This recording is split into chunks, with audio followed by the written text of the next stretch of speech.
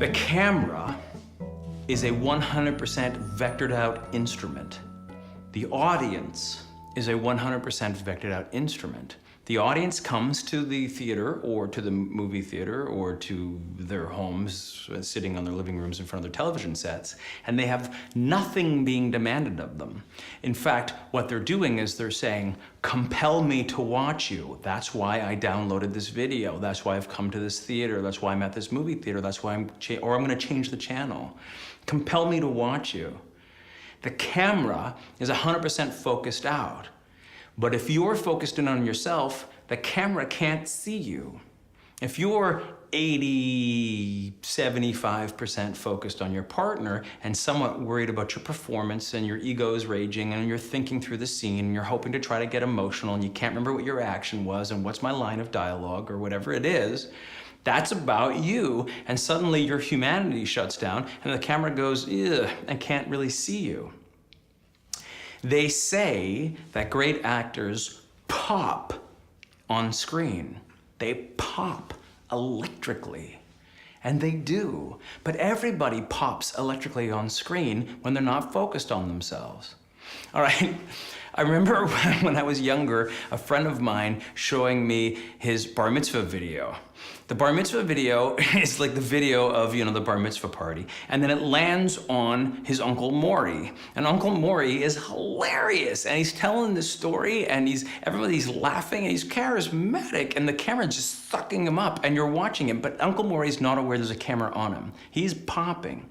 Then you can hear the cameraman say, Maury, say something to the bar mitzvah boy. And he looks into camera and then whoosh, vectors go in and suddenly Uncle Maury becomes the flattest, most two-dimensional, boring human being ever. Self-conscious. He's lost his consciousness on the other and becomes self-conscious. As self-conscious, he shuts down the camera, shuts down the vectors, shuts down the charisma, and shuts us down. We no longer care about Uncle Maury. That's what it's about. In class, I use this term with my students all the time. It's called good dinner party, bad dinner party. So it'll kind of explain everything we just talked about. Here we go. Good dinner party. So it's a Friday night. This really happened. My wife is taking me to a dinner party. Friends of hers I've never met before, who thankfully drink wine. And I'm going to this dinner party, and it's a full moon, or maybe it's a dark moon, and I've had just the right amount of coffee, or maybe not too much coffee, or whatever, and I taught really well today, and I'm feeling on. I'm on, right? And I come to this dinner party, I take off my shoes as I enter, I walk in, there's a group of people there, and I say a joke like that. Without even thinking, I just say something, and the whole place laughs. And I instantly respond with another joke. And I'm only aware of what I said after I said it, and everybody laughs. And now I'm on my groove, and the whole party's going quickly. And then somebody says to me, what do you think about Barack Obama's new, policy? And I go, Barack Obama, let me tell you about the Democrats. Boom! And all of a sudden I'm in this conversation. The night is fantastic, I'm on, and it feels like this 3-hour dinner party took 17 minutes. When the party's over, I'm there putting my shoes back on, and I overhear the hostess talking to my wife, and she says, thanks for bringing your husband. He's an awesome guy. That's a good dinner party. This really happened. 1 week later, it's a Friday night. We're going to a dinner party. It's a full moon or it's a new moon. I've had too much coffee or not enough coffee. I've overslept, I've underslept. I had a bad class. Something's happened. My serotonin levels are down and I'm not in the world. I'm off. We go to the dinner party. I take my shoes off. I walk in to meet these people who thankfully drink wine. I walk in, they're all there. They turn, they look at me and I hesitate. And I think about what I'm gonna say before I say it.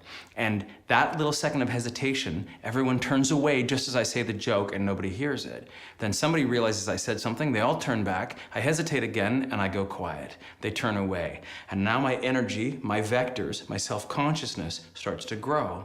Next thing you know, this 3-hour dinner party takes 17 years of my life. Before you know it, I'm staring at the salmon mousse hoping that I could just die. And I end up in the kids' bedroom upstairs playing with the Lego all night.